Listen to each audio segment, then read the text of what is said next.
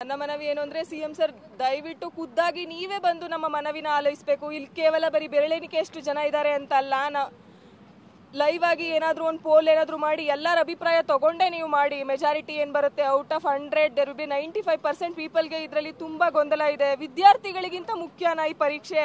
ಬರೆಯೋರು ಅವ್ರು ತಾನೇ. ಏನಾದರೂ ಮಾಡಿ ಇವತ್ತೇ ನಮ್ಗೆ ಏನಾದರೂ ನಾವು ಇಲ್ಲೇ ಇರ್ತೀವಿ, ನೀವು ಎಷ್ಟೊತ್ತಾದರೂ ಸರಿ ನಮ್ಮನ್ನ ಕಾಂಟ್ಯಾಕ್ಟ್ ಮಾಡಲೇಬೇಕು. ದಯವಿಟ್ಟು ಅರ್ಥ ಮಾಡ್ಕೊಳ್ಳಿ.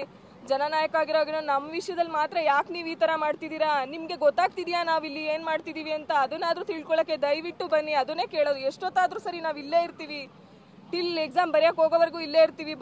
ಬನ್ನಿ ನೀವೇ ಬಂದು ಖುದ್ದಾಗಿ ನಮ್ಮ ಹತ್ರ ಕೇಳಿ ತಿಳ್ಕೊಳ್ಳಿ, ಆವಾಗ ನಿಮಗೆ ಗೊತ್ತಾಗುತ್ತೆ. ತುಂಬ ವರ್ಷ ಆದಮೇಲೆ ಎಕ್ಸಾಮ್ ಅನೌನ್ಸ್ ಆಗಿದೆ, ಆದರೂ ಕೂಡ ಬೇಗ ಮುಗಿಲಿ ಅನ್ನೋ ಕೆಲವೊಂದಿಷ್ಟು ಅಭಿಪ್ರಾಯ ಇರ್ಬೋದು. ಬಟ್ ಆದರೂ ನೀವು ಮುಂದೂಡಿ ಅನ್ನೋದೊಂದು ಯೋಚನೆ ಆಗ್ತಾ ಇದ್ರೆ ಏನಕ್ಕೆ ಅಂದರೆ ಆಲ್ರೆಡಿ ಪೇಪರ್ 1 ಮಂತ್ ಮುಂಚೆನೇ ಪ್ರಿಂಟ್ ಆಗಿದೆ.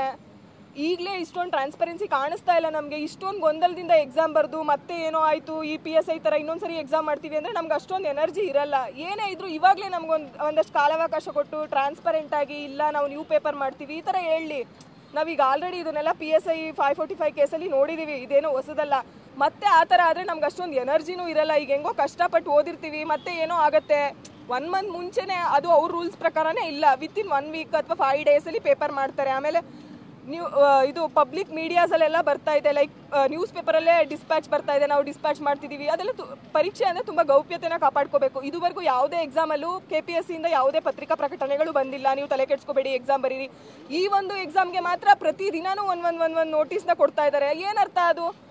ಈ CM ಸರ್ ಇಲ್ಲಿ 2 ಡೇಸ್ ಬ್ಯುಸಿ ಇರ್ತಾರೆ, ಸ್ಟೂಡೆಂಟ್ಸ್ ಹೆಂಗಿದ್ರು ಎದ್ರುಕೊಂಡು ರಿವಿಷನ್ ನಾವು ಏನೊಂದು 2 ಡೇಸ್ ಹೆಂಗೋ ಮುಂದೆ ಹೊಡ್ಬಿಟ್ರೆ ಹೋಗಿ ಬರೀತಾರೆ, ಬರ್ದವ್ರು ಬರ್ಕೊಳ್ಳಿ ಅಂತ ಬಂಡತನನ.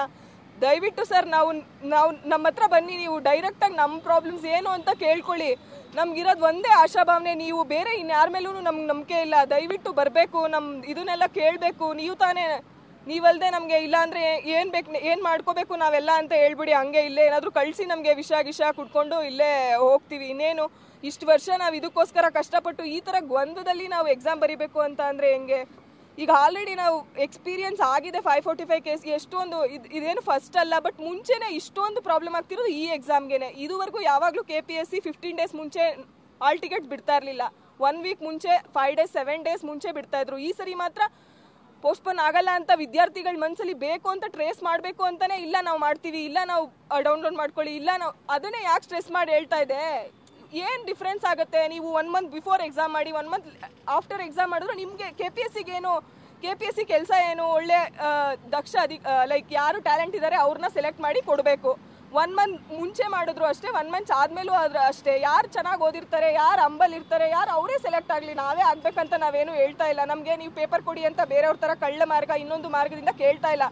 ನಾವು ನಮ್ಮ ಮನಸ್ಸಲ್ಲಿರೋ ಗೊಂದಲ ಅದು ಬೇಡ ನಮಗೆ ಬರೆಯೋಕ್ಕಿಂತ ಮುಂಚೆ. ಆಮೇಲೆ ನಮಗೆ ಅಷ್ಟೊಂದು ಎನರ್ಜಿ ಇಲ್ಲ. ನಾವೀಗ ಆಲ್ರೆಡಿ 17 ಬ್ಯಾಚು ನಮಗೆ ಹೋಗ್ಬಿಟ್ಟಿದೆ. ಒಂದು ಬರೀತಿದ್ದೀವಿ ಅಂದರೆ ಅದನ್ನು ಸ್ಪಷ್ಟವಾಗಿ ಬರೆದು ಮುಗಿಸಿ ಹೋಗ್ಬಿಡೋಣ, ಒಂದು ಒಳ್ಳೆ ವೆಲ್ಲಿ ಅಂತ. ಮಿನಿಮಮ್ 25 to 30 ಡೇಸ್ ಅಷ್ಟೇ sir, not more than that. ಅಂದರೆ ನಮ್ಗೇನಾದ್ರೂ ಹೊಸ ಈಗ ಆಲ್ರೆಡಿ ಪ್ರಿಂಟ್ ಆಗಿರೋದು ಬೇಡ, 1 ಮಂತ್ ಮುಂಚೆನೇ ಪ್ರಿಂಟ್ ಮಾಡಿ ಇಟ್ಕೊಂಡಿರೋದು.